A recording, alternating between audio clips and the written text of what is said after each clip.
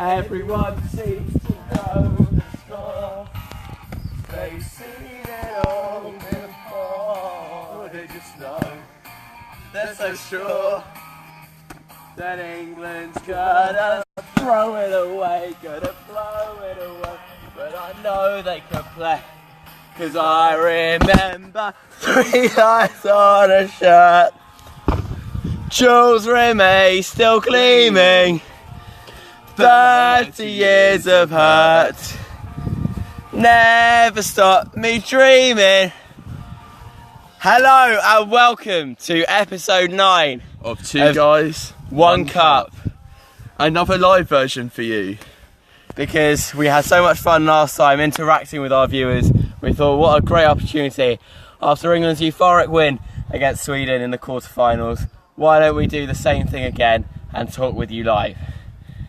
So, let's get cracking with today's episode. So, what happened yesterday? Well, Harry scored, but not that Harry, a different Harry. Harry Maguire, your attack is terrified. Harry Maguire. Na na na na na na na na na. I'm sorry, I got carried away. And then Dele Ali, Dele Ali, Dele Ali. And that gave us a big 2-0 win over IKEA. To the Sorry, England. Switzerland. Sorry, Sweden. Whoa, a bit of a slip of the tongue. And we will now go forward to face Croatia, who won on penalties against Russia in a tense affair. It's a tight penalty shootout. 4-3 after a 2-2 draw after extra time. Will that 30 minutes of extra time have tired out the Croatians? Especially as they played a few hours later than us as well. You know, little margins. Little margins could make a big difference. So, let's go through what actually happened on the day yesterday. So, the lineup was as we predicted in our episode. It was the unchanged lineup from the round before against Colombia, the 3-5-2. And the match started well, England in their positive stride under Sir Gareth. And we got a corner kick, set-piece specialist in this World Cup, and Ashley Young took it from the left. Should we try and recreate what happened? Go on then.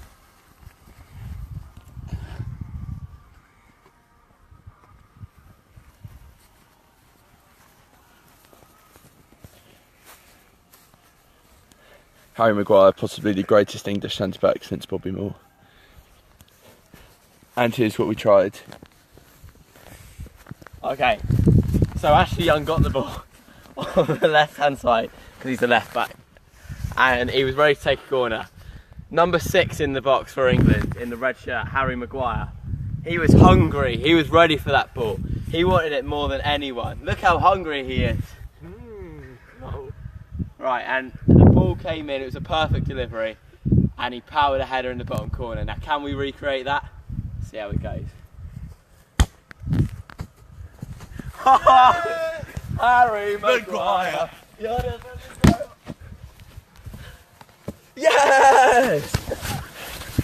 And then we scored the second goal in the second half. The second goal. So, When Jesse Lingard. well, Kyle Walker had the ball out wide.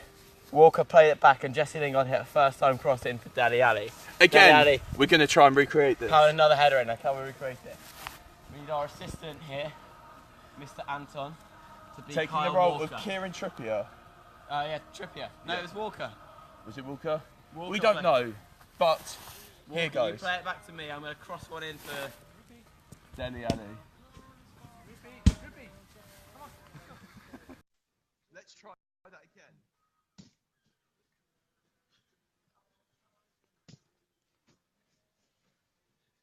We've got maximum 3 takes at these. That's take 1 done. Dele Ali! Yes, football's coming home. Coming home. Football's coming home. Football's coming home. What happened? There are a couple of moments where Sweden got 3, but what did we get? Jordan Pickford. We had a little header. Oh, and Jordan Pickford makes the save. We had another header. And he made another save. And then as if that wasn't enough,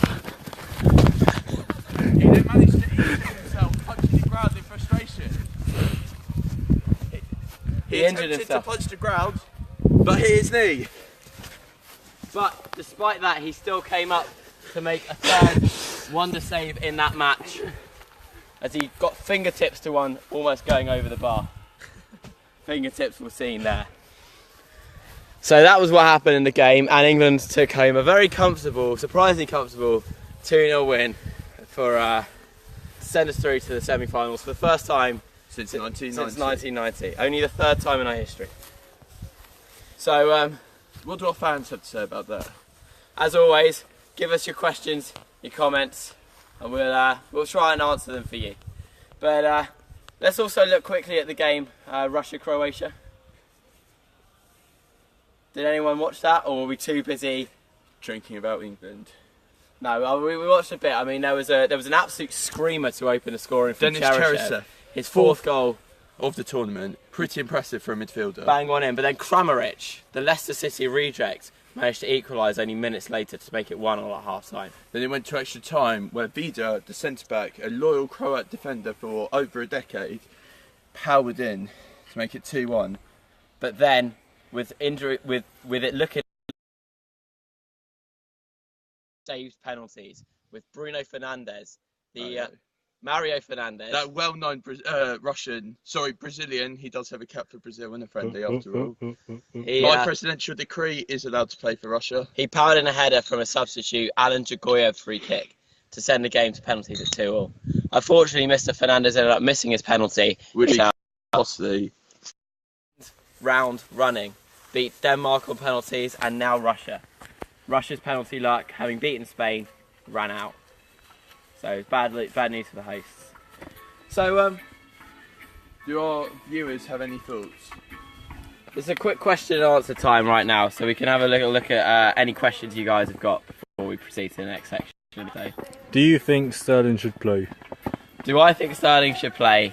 He offers a lot off the ball, but yes, his end product does come into question quite a lot. One of them yesterday, he was offside, but There was one he was onside that he should have scored. yeah, I can understand why people would want Rashford for his goals, but I think against a team like Croatia, Sterling's pace and ability to get the ball into the right areas, Rashford's very good at finishing off the product, not as good as setting it up. I think start him. I think the system's been working very well. It's been very successful. I don't think you should tweak things now. He was our best player at the first half. It would yesterday. also dent his confidence quite severely if we were to drop Mr. Sterling. But who was that question from, might I ask?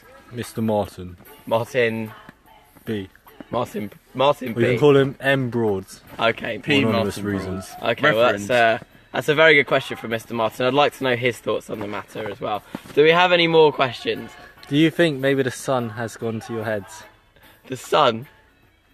The scum. Oh, am I looking a bit red? If I am, it's only because of the England red. There, you know. Sure, Sutton. Oh. Who was that question from? Reverend Broad? Mr. MB. It's a big dog, like Harry Maguire. Are there any more questions? No. Okay, so let's have a look now. We're at the stage of the World Cup that we didn't actually think England would get to, but here we are in the semi-finals. So it's going to be an all-European semi-finals with the two games, France v Belgium and Croatia v England.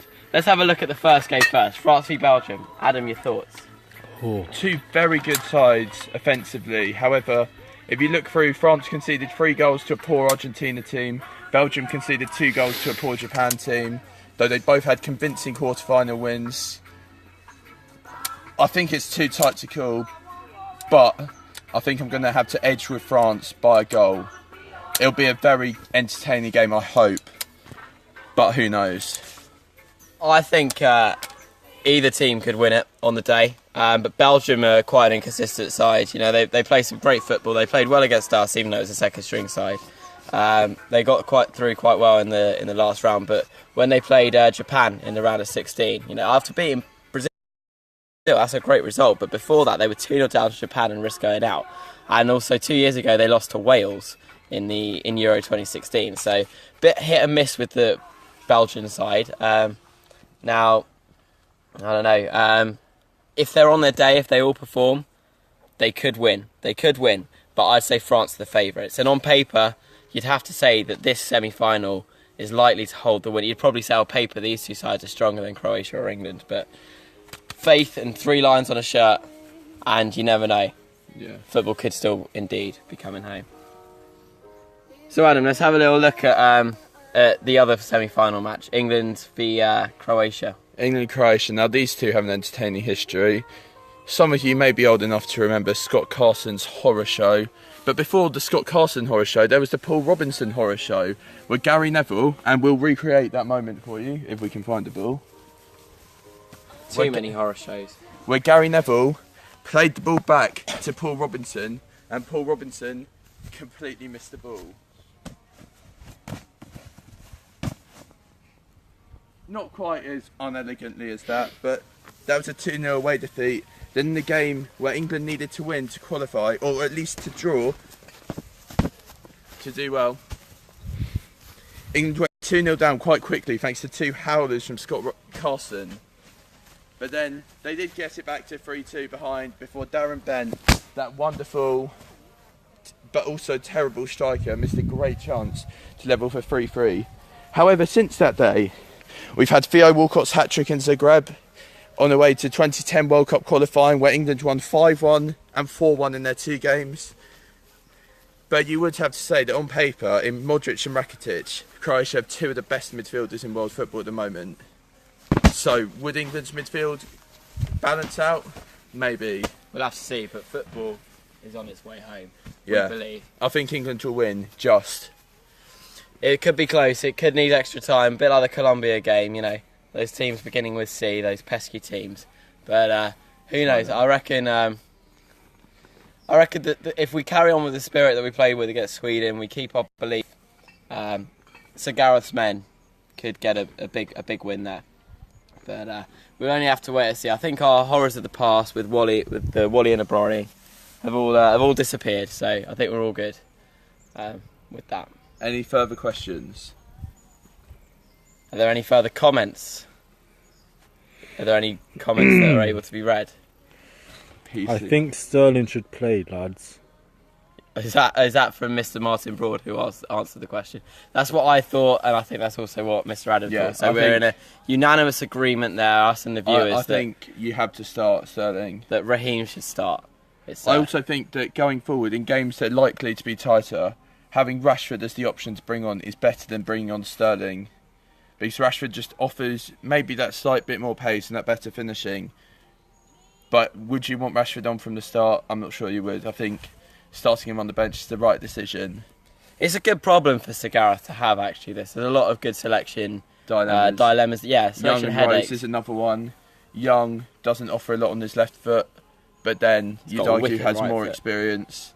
Danny Rose is a good player, a bit more pace, but a good player to bring on in a tight game as he takes a good penalty. Tough decisions for Sir Gareth to make, but that's why he's the man. That's why he's going to get the knighthood, and that's why football is coming home. And he's going to resurrect his mistakes of Euro 96. I mean, he led us to our first ever penalty shootout victory, so you could argue that he's already in a World Cup, indeed. In a World Cup, indeed. But yes. How good would that be, given that the 3-line songs written about Euro 96, where Gareth Southgate missed a penalty which knocked us out, but for Gareth Southgate to lead England to World Cup glory, that would be one of the sport's greatest success stories, in my opinion. Are there any further questions or comments from the audience? Belgium 2-0, Defo. Belgium 2-0 Defo. Is this also from Mr. Martin Broad? Mr. M. Broad. He's a very keen viewer, this one. This one. I think that's a bit too optimistic. I don't think it'll be a 2-goal margin. I think France will win. I think France will win. You look at who France can bring on. They can still bring on the likes of Dembele, Fekir, Belgium. If Fellaini starts, then they don't have him to bring on. But you don't know which Belgian side is going to show up. Would it be the ones against Brazil or the one against Japan? Who knows? So, thank you for watching today's episode. Well, I think, is that everything we've got? I think it is. I think there's one more thing we need to do. Stay right there.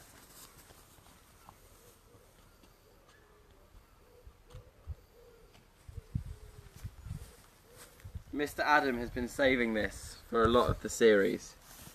Oh yes, there's a great rap for you to witness. We're going to leave you with this.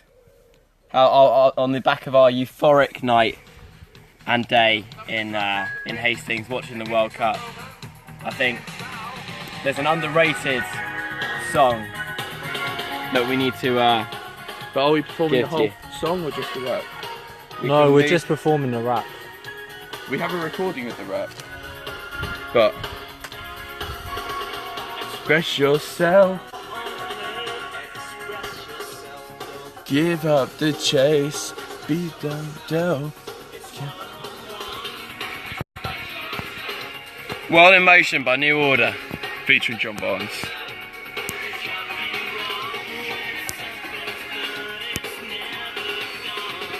Love's got the world in motion, and I know what we can do.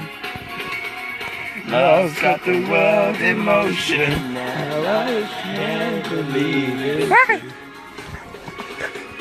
Itachi was The world's in motion, and I know what we can do. Love's got the world in motion, and I know believe it's true. Oh. It's rap. You can join in.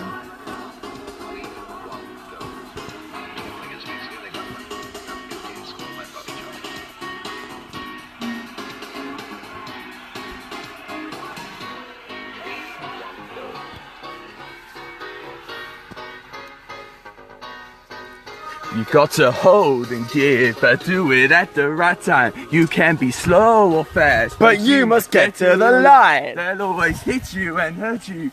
Defend and attack. There's only one way to beat them, and that's around the back. So catch me if you can, 'cause I'm the England man, and what you're looking at is the master plan. We ain't no hooligans. This ain't a foot. On my chest, you know we can't go wrong. Sing for England. We'll see you next time for episode 10. Thank you and good night.